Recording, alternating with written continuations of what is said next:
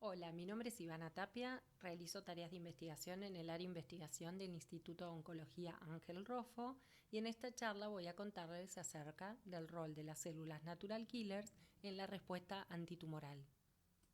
Para ello, la charla estará organizada en dos partes. En una primera parte haremos una revisión acerca de los conceptos básicos de las células natural killers que nos servirán de base para la segunda parte en la cual abordaremos distintas estrategias terapéuticas antitumorales basadas en la utilización de esta población inmune en particular.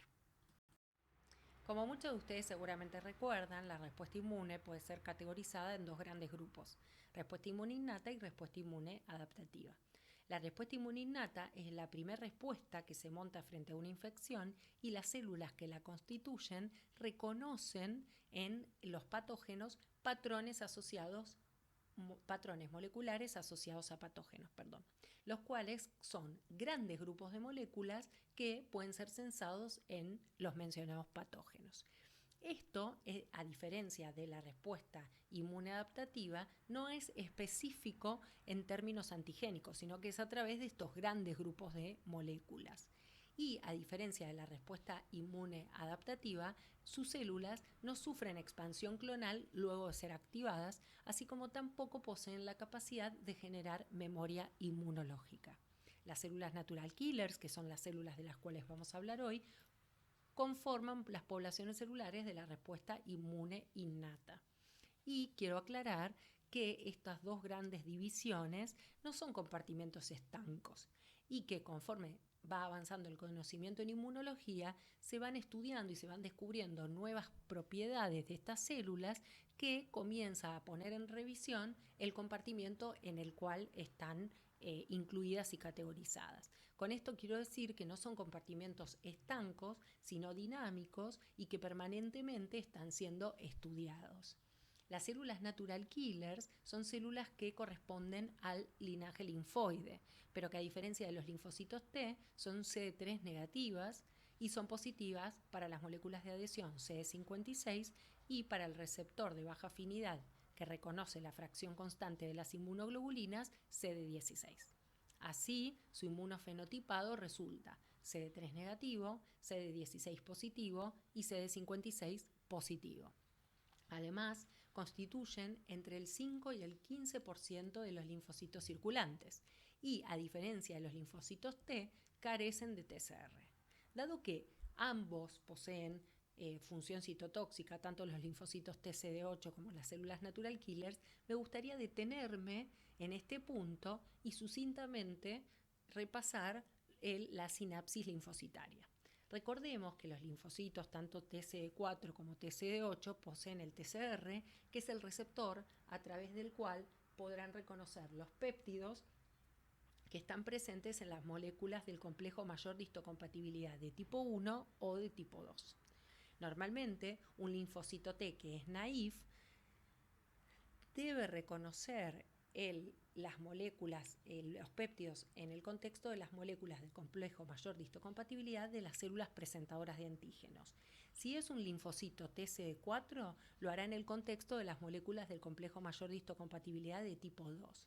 Y si es un linfocito TCD8, lo hará en el contexto de las moléculas del complejo mayor de histocompatibilidad de tipo 1.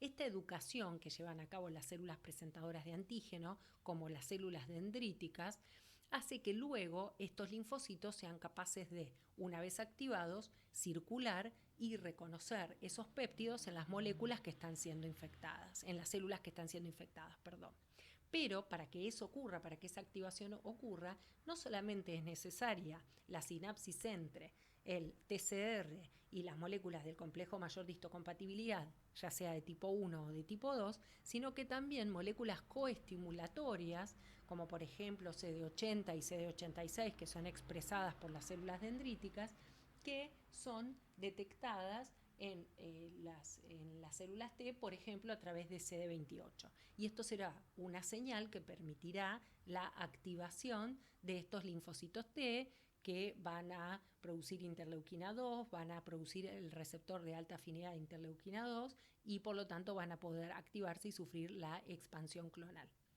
Menciono todo esto porque las células natural killers, si bien tienen efectos citotóxicos, no tienen el receptor TCR. Por lo tanto, su mecanismo de activación y de reconocimiento del patógeno es totalmente distinto. Esto no quiere decir que las células dendríticas no tengan injerencia sobre las células natural killers, sino que quiere decir que lo hacen por otros mecanismos que no tienen que ver con la presentación antigénica, como veremos más adelante. Bueno, las células natural killers, su nombre hace mención a sus efectos principalmente citotóxicos, si bien poseen también otros efectos, y cumplen un papel destacado en los mecanismos de defensa frente a bacterias y parásitos intracelulares, al control de infecciones virales y, en lo que nos interesa hoy particularmente, la eliminación de células tumorales. O sea que a grandes rasgos podríamos decir que estas células son particularmente relevantes en células del organismo que están siendo alteradas, ya sea por una infección intracelular o, por ejemplo, por una transformación neoplásica. En cualquiera de las dos situaciones, la infección o la transformación neoplásica, estas células que están siendo alteradas emitirán un gran número de señales que van a poder ser sensadas e interpretadas como activadoras o como inhibidoras en las células natural killers. Y esto es posible gracias a receptores que las mismas poseen, que pueden ser divididos en dos grandes grupos: los receptores inhibitorios, los cuales disparan señales intracelulares que tienden a mantener a la célula natural killer en reposo, y los receptores activadores, que son los que disparan señales intracelulares que llevan a la activación de las células natural killers. Cabe aclarar que hay un gran número de receptores, tanto inhibitorios como activadores, y que la resultante de la actividad de la célula natural killer se dará a partir de la integración de todas las señales que están siendo sensadas. Esto es muy importante porque será la integración de las señales inhibitorias y activadoras la que determinará si la célula natural killer permanece en reposo o activa su arsenal citotóxico, antimicrobiano y antineoplásico. Me gustaría destacar que los receptores inhibitorios suelen tener en su dominio citosólico un dominio que justamente se llama ITIM y que es el encargado de transducir las señales. Los receptores activadores, por el contrario, reclutan moléculas hacia el espacio pegadito a la membrana, digamos, que son las que van a transducir las señales. Y estas moléculas, como por ejemplo DAP12, poseen estos dominios activadores llamados ITAMs. En este esquema les presento todo el repertorio de receptores, tanto inhibitorios como activadores. A la izquierda podemos ver un gran número de receptores inhibitorios. Podemos destacar los que son de tipo inmunoglobulina, como KIR2D y KIR3D, o los que son tipo lectina C, como NKG2A. Entre paréntesis, los que van a ver son los ligandos que reconocen estos receptores, y pueden ver que muchos de estos ligandos son moléculas de tipo HLA. Por otro lado, entre los receptores activadores que me gustaría destacar está CD16 por la función que cumple, que vamos a ver en unas diapositivas más adelante, NKG2D por su rol terapéutico y NKG2C o CD94. Ahora bien, ¿cuáles son las funciones que poseen las células natural killers cuando la integración de las señales las lleva a ser activadas? Bueno, como su nombre lo dice, y ya mencionamos que tiene un efecto principalmente citotóxico, una de sus funciones son estos efectos citolíticos, es decir, efectos que tienen como consecuencia el lisado de la célula diana. Esto puede ocurrir por dos grandes mecanismos. Un primer mecanismo, que está representado a la izquierda, que es a través de la liberación de gránulos citotóxicos. Estos gránulos que son liberados no implican el contacto estrecho con la célula diana, sino que entre estos gránulos se encuentran las perforinas y las granzimas.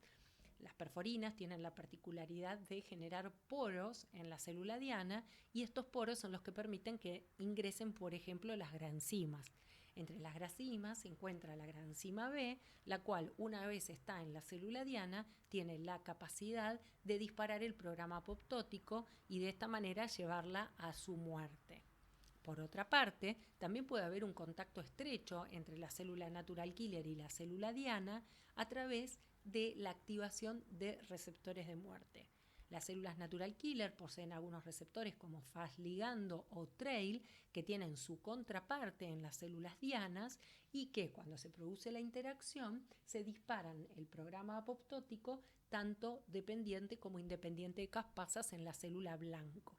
Cualquiera de los dos mecanismos, ya sea por gránulos o por contacto estrecho a través de receptores de muerte, lleva a la lisis de la célula blanco. Pero hay otro otro mecanismo que se activa en las células natural killer, que es la producción de citoquinas. Las células natural killer producen citoquinas con un perfil TH1, como por ejemplo interferón, TNF-alfa, que contribuyen al ambiente inflamatorio, tienen efectos sobre células como por ejemplo células dendríticas, así como también sobre los linfocitos T, y de esta manera, como ya mencionamos, contribuyen a el contexto inflamatorio que va a sinergizar con los efectos citolíticos que tiene, pero además va a contribuir al montado de esta manera de la respuesta inmune adaptativa. Hay dos mecanismos particulares de activación de las células natural killers que me gustaría remarcar en la charla de hoy. El primero de ellos es el que se llama la hipótesis del missing self. Las células natural killers tienen la capacidad de sensar la presencia de las moléculas del complejo mayor de histocompatibilidad de tipo 1 que está en la superficie de la mayoría de las células de nuestro organismo y lo sensan a través de receptores inhibitorios KIRs. Como son receptores inhibitorios, cuando el KIR reconoce a las moléculas del complejo mayor de histocompatibilidad de tipo 1, transduce una señal en la célula natural killer que la lleva a mantenerse en reposo.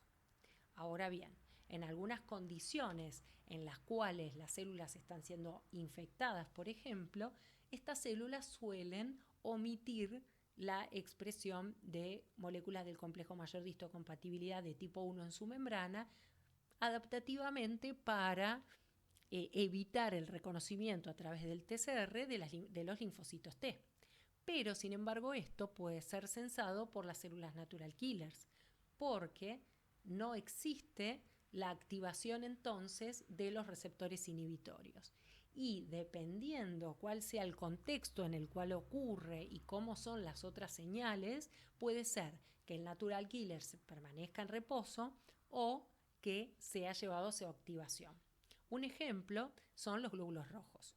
Como ustedes saben, los glóbulos rojos no expresan moléculas del complejo mayor de histocompatibilidad tipo 1. Pero como es una situación fisiológica, tampoco expresan ligandos activadores. Por lo tanto, si bien los receptores inhibitorios KIRs de los natural killers no pueden detectar estas moléculas en los glóbulos rojos, normalmente la integración de las señales totales las lleva a permanecer en reposo por la falta de ligandos activadores. En una situación de una infección clásica, normalmente existen otros ligandos que estimulan a los receptores activadores y la balanza se desplaza hacia la activación de las células natural killers. Otro de los mecanismos que me gustaría destacar hoy es la citotoxicidad celular dependiente anticuerpo o ADCC de sus siglas en inglés. Recuerden cuando les mostré todo el repertorio de receptores tanto activadores como inhibitorios, mencionamos CD16, el receptor de baja afinidad que reconoce la fracción constante de las inmunoglobulinas. En una situación de infección en la cual se monta la respuesta inmune adaptativa, las células B tienen la capacidad de liberar anticuerpos. Y estos anticuerpos van a reconocer los péptidos en la superficie de las células infectadas y los pueden opsonizar. Al opsonizar, es decir, rodear a esa célula infectada con estos anticuerpos, el CD16 de la célula natural killer reconocerá a la fracción constante de la inmunoglobulina y esto dispara una señal fuertísima en la célula natural killer que lleva a su activación, a diferencia de otros receptores activadores que dependen un poco del contexto para terminar de resultar activador para la célula natural killer. Bueno, esto es muy importante cuando hay anticuerpos Y es importante tenerlo en cuenta porque, como nosotros sabemos, en el tratamiento del cáncer, una de las opciones inmunoterápicas es la administración de anticuerpos monoclonales. Por lo tanto, los anticuerpos monoclonales, como veremos más adelante, tienen la capacidad de estimular a esta población de células natural killers y de esta manera favorecer la lisis de las células que están siendo reconocidas por ese anticuerpo. Hay dos fenotipos de células natural killers que están asociados con las funciones que ya mencionamos, citolíticas y secretorias. Un primer fenotipo son aquellas células natural killers que poseen un bajo tenor de molécula CD56 en su superficie. Esto normalmente se conoce como CD56-DIM y es la subpoblación de natural killers mayoritaria en circulación y que está asociado con una actividad citotóxica. Por el contrario, la subpoblación de células natural killers que tienen un alto tenor de molécula CD56 en membrana o CD56 bright están asociadas con una actividad secretoria de citoquinas. ¿Qué factores contribuyen a la activación de las células natural killers? Bueno, como ya mencionamos al comienzo de esta charla, el principal factor es el balance entre las señales inhibitorias y activadoras que son interpretados a través de sus receptores. Una de estas tantas señales podía ser, por ejemplo, el reconocimiento de las moléculas del complejo mayor de histocompatibilidad por parte de receptores inhibitorios. Pero hay otra señal muy concluyente que a los inmunólogos les gusta llamar la tercera señal, que es el contexto de citoquinas. Otras poblaciones celulares inmunes como monocitos, macrófagos y fundamentalmente células dendríticas tienen la capacidad de producir distintos tipos de interleuquinas, entre ellas la interleuquina 2 y la interleuquina 15. La interleuquina 2 es una interleuquina muy importante para las células natural killers, ya que las células natural killers activadas expresan el receptor de alta afinidad de la interleuquina 2, al igual que los linfocitos T, por lo tanto compiten con los linfocitos T por la interleuquina 2, y la interleuquina 15, que es clave para la proliferación de las células natural killers. Es decir, que ocurre una comunicación entre estas distintas poblaciones inmunes a través de las interleuquinas que son capaces de secretar. Aquí lo que podemos ver en este esquema es, por ejemplo, todos los receptores para estas interleuquinas. Podemos destacar nuevamente la interleuquina 2 y la interleuquina 15. Las moléculas JAK que están representadas del lado citosólico son las moléculas que harán la transducción de señales, y las moléculas STAT que están representadas debajo de todo son los factores de transcripción, que permitirán que permitirán las distintas atribuciones y actividades que van a ir teniendo las células natural killers. Bueno, y este esquema me parece que es sumamente útil para integrar la comunicación entre los distintos actores inmunes. Ubiquemos a las células natural killers en el centro del esquema. Bueno, como ya mencionamos, las células natural killers secretan citoquinas que son principalmente de un perfil Th1, como interferón gamma y TNF-alfa. Estas citoquinas permiten, por ejemplo, la activación y la maduración de las células dendríticas, que así pueden pasar de células dendríticas inmaduras a células dendríticas maduras. Las células dendríticas maduras tendrán la capacidad de secretar interleuquina 15, que ya dijimos que es fundamental para los natural killers, interleuquina 12, interleuquina 18, distintos tipos de interferón, y de esta manera va a haber una retroalimentación positiva entre las células natural killers y las células dendríticas.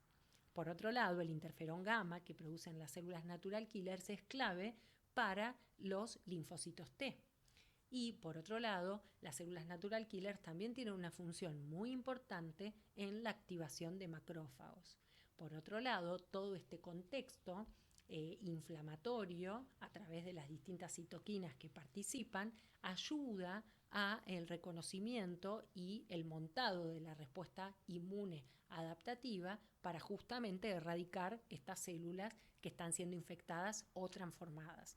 En la parte superior del esquema, además, podemos ver el efecto de opsonización que ocurre con los anticuerpos, y aquí no está mencionado, pero como ya dijimos antes, esto además tiene la capacidad de disparar o gatillar ADCC llevada a cabo por las células natural killers. Por lo tanto, es muy importante tener en cuenta la interacción entre estas distintas poblaciones. Una población que aquí no está representada, pero que mencionaremos más adelante, es la población de linfocitos T regulatorios, a diferencia de los linfocitos TCD8, que son los que yo les mencioné anteriormente en este esquema. Y comenzando a cerrar esta primera parte, les dejo este esquema en el cual tenemos 4 escenarios posibles. En el primer escenario tenemos una célula target que expresa normalmente las moléculas del complejo mayor de histocompatibilidad de tipo 1 y no hay ligandos activadores. Esto llevará a que la integración de las señales lleve a mantener a la célula natural killer en reposo. En un escenario B, estas moléculas del complejo mayor de histocompatibilidad de tipo 1 no son expresadas en la célula, pero tampoco hay ligandos activadores. Esta situación perfectamente podría corresponder a un glóbulo rojo, el cual, si bien no puede ser sensado las moléculas del complejo mayor de histocompatibilidad de tipo 1 a través de los receptores inhibitorios de las células natural killer, tampoco hay señales activadoras. Por lo tanto, la célula natural killer va a permanecer en reposo. En un tercer escenario, representado en C, nuevamente la célula carece de moléculas del complejo mayor de histocompatibilidad de tipo 1, pero además hay ligandos activadores que pueden ser sensados por los receptores estimulatorios de las células natural killers. Esta integración de señales va a llevar a que la célula natural killer salga del reposo e inicie sus actividades, tanto citolíticas como secretorias. Y en una cuarta condición, lo que nosotros observamos es un equilibrio dinámico, en el cual están expresadas las moléculas del complejo mayor de histocompatibilidad de tipo 1 y por lo tanto son sensadas como señales inhibitorias en las células natural killers, pero también hay señales activadoras. Y dependiendo hacia qué lado se desplace la balanza, este equilibrio dinámico en algún momento llevará a su activación o a su permanencia en el reposo.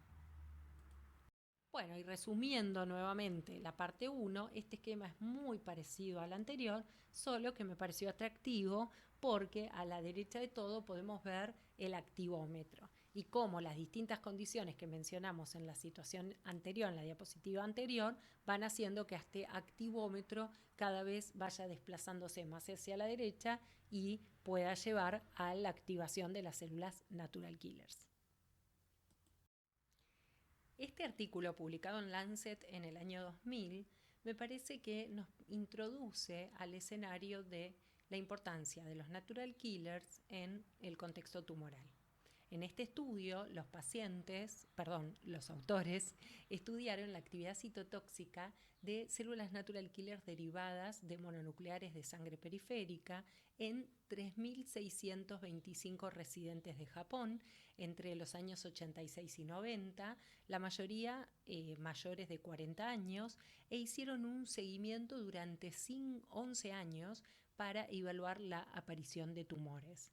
Lo que los autores concluyeron fue que una actividad citotóxica mediana y alta estuvo asociado con un menor riesgo de aparición de tumores y, contrariamente, una actividad citotóxica baja estuvo asociada con un mayor riesgo de aparición de tumores.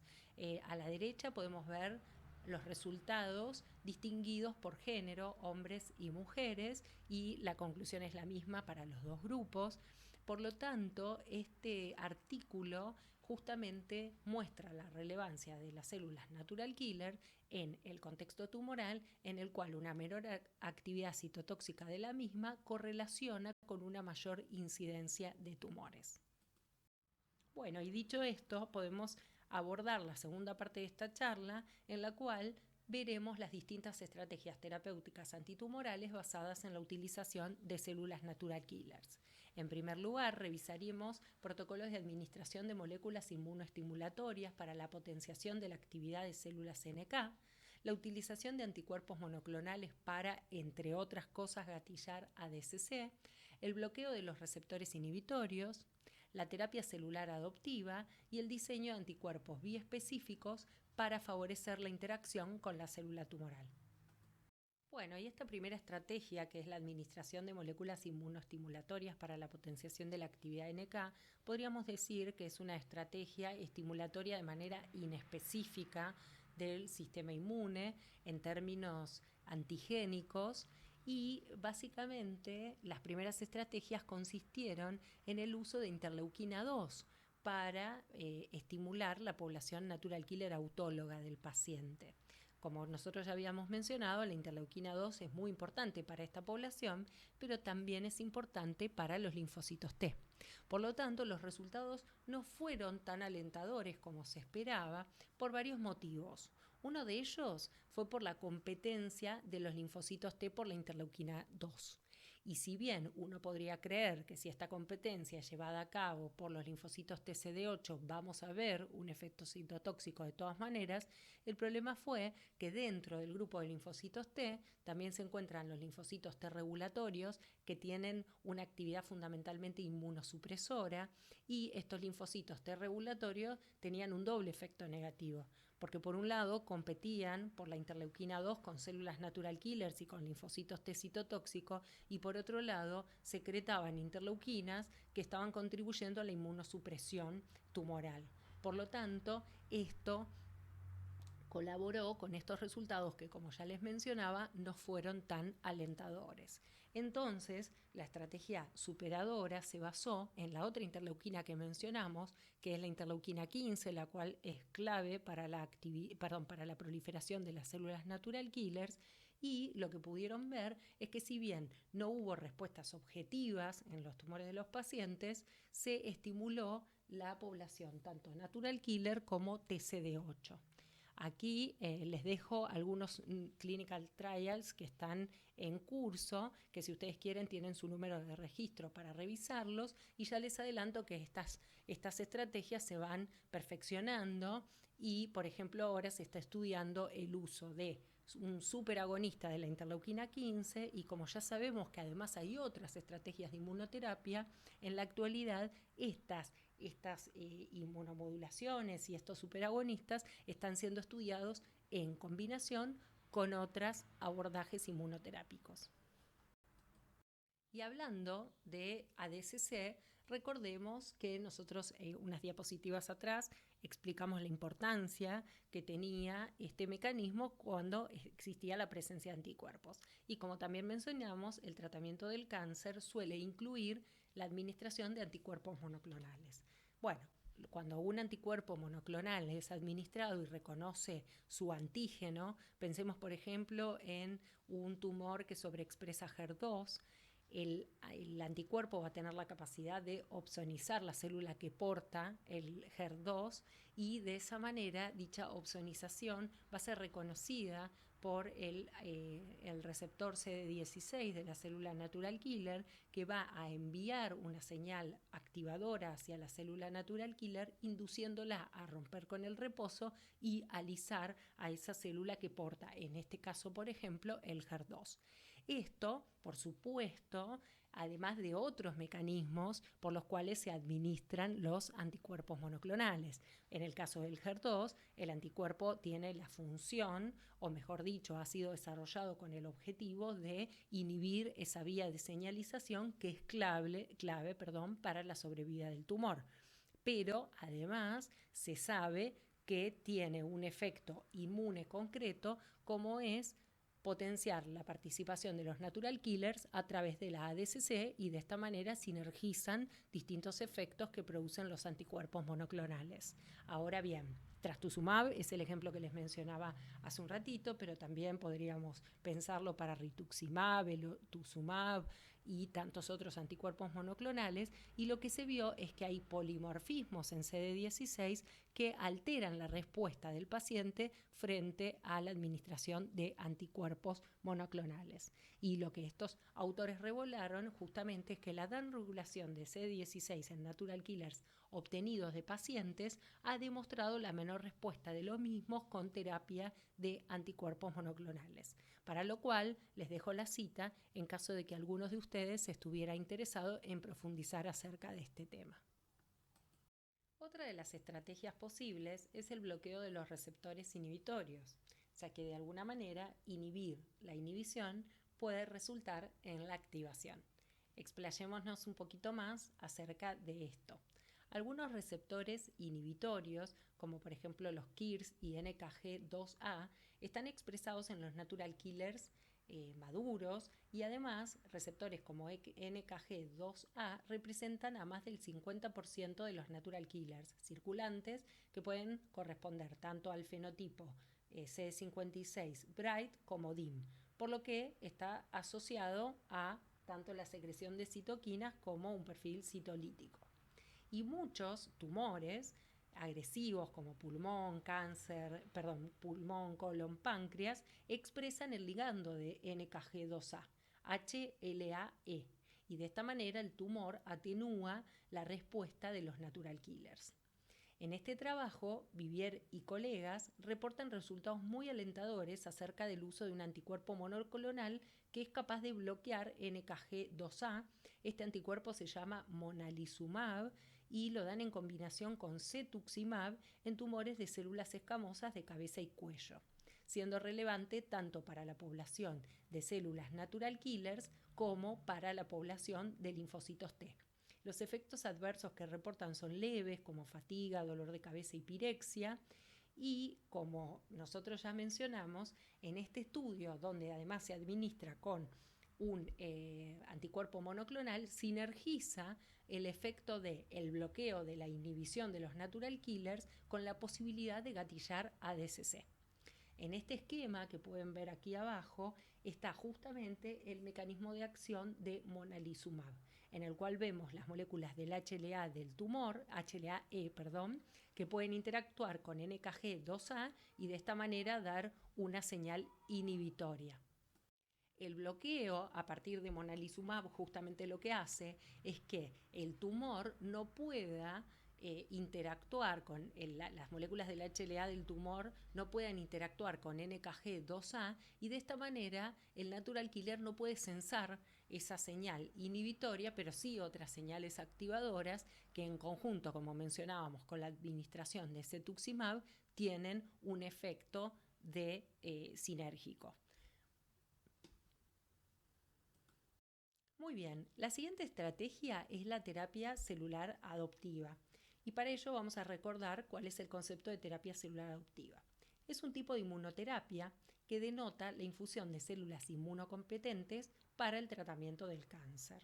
Existen dos estrategias principales. En la primera se reinfunden las células que son expandidas ex vivo y administradas al mismo paciente. En la segunda estrategia, dichas células, además de ser expandidas ex vivo, son modificadas genéticamente para que porten alguna molécula de interés. En este caso, vamos a hablar de las células CAR-NK. CAR significa receptor antigénico quimérico y NK es porque son las células que llevan la modificación genética para portar estos receptores antigénicos quiméricos. Antes de detenernos en las células CAR-NK, es necesario que hagamos un breve repaso acerca de las células CAR-T, que son las células predecesoras a las células CAR-NK. Las células CAR-T son células T que de igual manera llevan la información genética para un receptor antigénico quimérico que ya veremos qué ventajas tiene. En principio, voy a mostrarles resumidamente en qué se basa un protocolo de generación y administración de células CAR-T, y les anticipo que los estudios pioneros fueron realizados en melanoma en la década del 80. Normalmente se extraen las células del paciente, se hace una leucaféresis y estas células se van a ser separadas preparadas con alguna construcción que introduzca la secuencia para este receptor antigénico quimérico. Este constructo puede ser incorporado por transfección, ya sea con lentivirus, con adenovirus o más recientemente con las técnicas de CRISPR. Esto es para introducir un gen que ya veremos que tiene ciertas ventajas sobre el clásico TCR que portan los linfocitos T.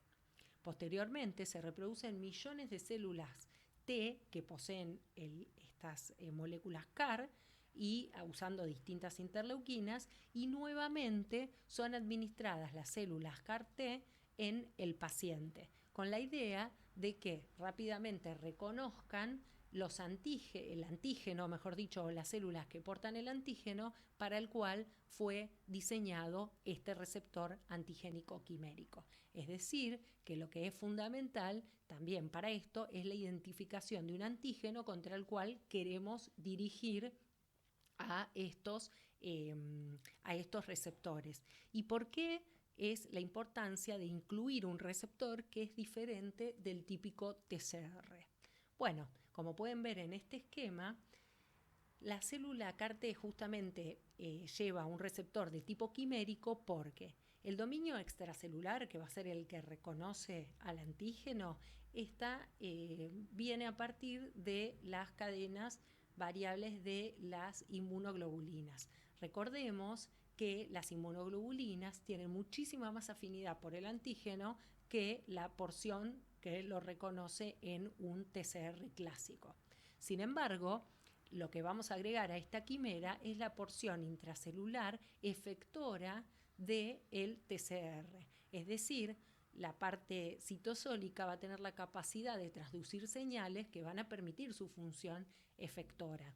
En el caso de los CAR-T, hubo CAR-T de primera generación, de segunda generación y de tercera generación, en el cual se fueron incluyendo distintas moléculas en el dominio citosólico que permitieron una mejor función efectora. Antes de continuar hablando de un protocolo para células CAR-NK como está presentado en este esquema, quisiera recalcar que la terapia con células CAR-T ha dado muy buenos resultados en tumores de tipo hematopoyéticos, como por ejemplo la leucemia linfoblástica aguda y el linfoma difuso de células grandes B, para los cuales se ha identificado como antígenos el CD19 y los receptores quiméricos han sido dirigidos contra este antígeno. El principal desafío del tratamiento con células CAR-T, que también va a ser aplicable a células CAR-NK, es el tratamiento de los tumores sólidos. Como podemos ver aquí, el protocolo es muy parecido, pero en el caso de los natural killers existen múltiples fuentes posibles para la obtención de estas células. Por ejemplo, la línea celular NK92, la cual carece de CD16 entre otras ventajas, pero tiene la ventaja al tratarse de una línea celular que es muchísimo más fácil de producir, de congelar y por lo tanto también pensando en una producción a gran escala para la manufactura. Sin embargo, como ya mencionamos, la carencia de CD16, que como sabemos es clave para disparar ADCC, la ponen en un lugar un poco desventajoso. Por otro lado, otra de las posibles fuentes para las células natural killer son los PBMC, o sea, las células mononucleares obtenidas a partir de sangre periférica. Por otro lado, también podemos obtenerlos a través de cordón umbilical o de células progenitoras hematopoyéticas CD34 positivas.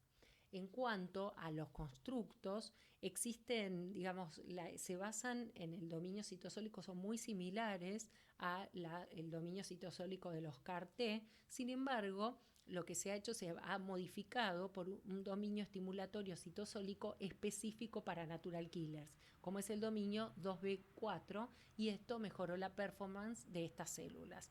En el resto, el protocolo es muy parecido a las células CAR-T y de hecho es similar y vale el esquema de la diapositiva anterior.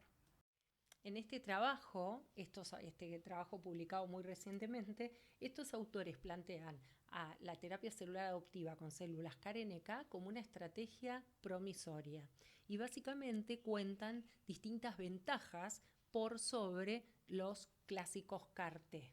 Una de las principales ventajas es que en los resultados obtenidos hasta el momento demuestran que esta terapia resultó más segura que con CAR-T.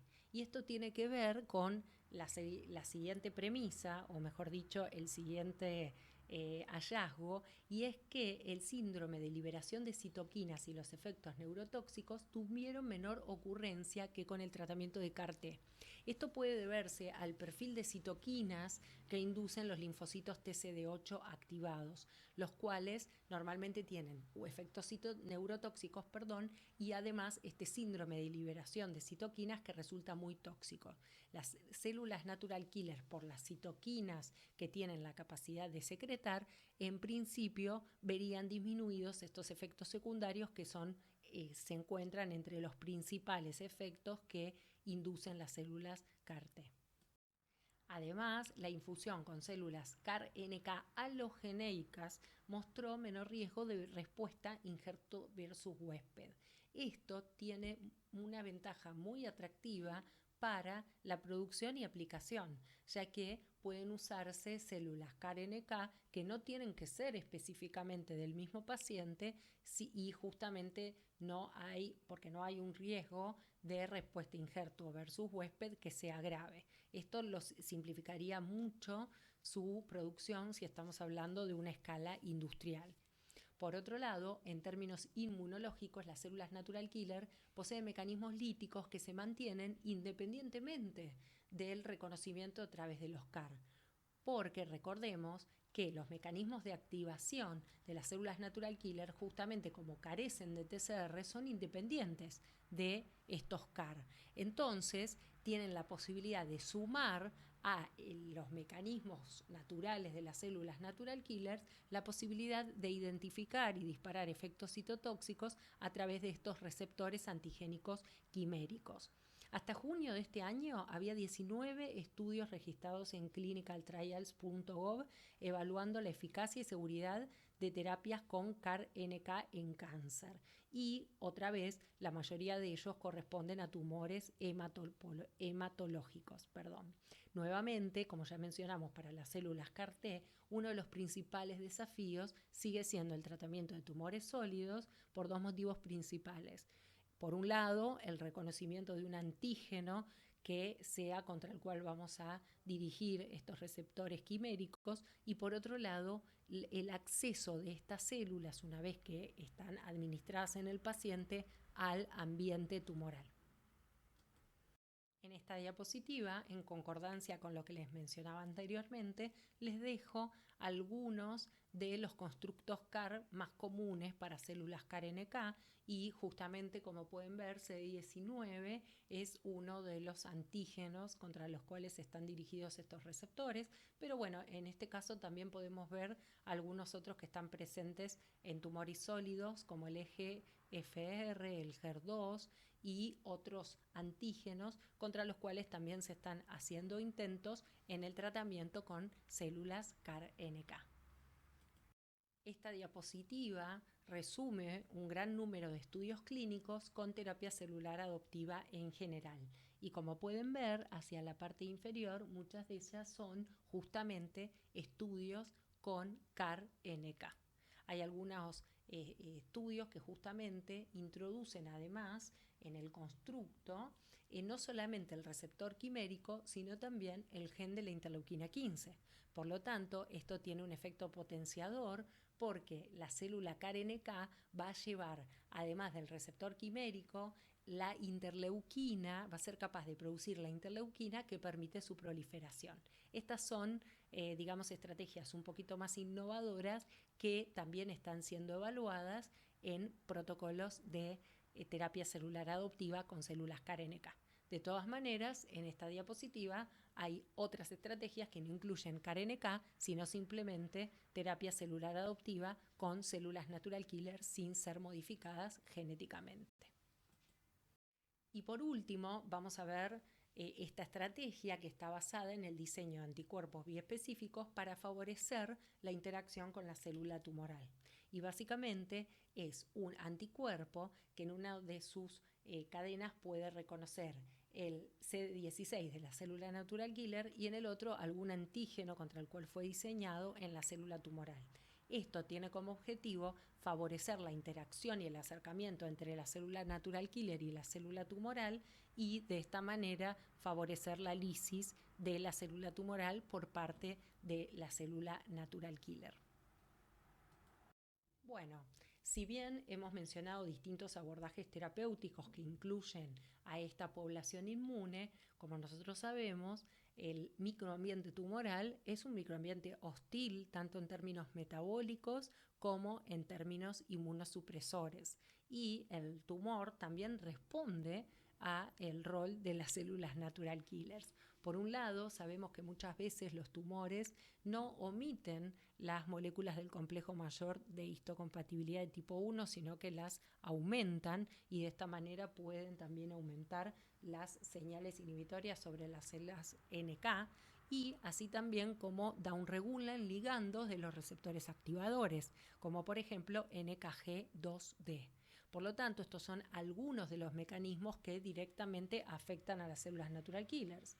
Pero también secretan citoquinas inmunosupresoras, como pueden ser interleuquina 10 y TGF-beta.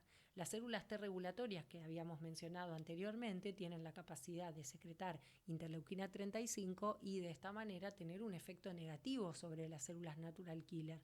Por lo tanto, de esta manera disminuyen las señales de activación de las células natural killer y justamente tiene una actividad reducida.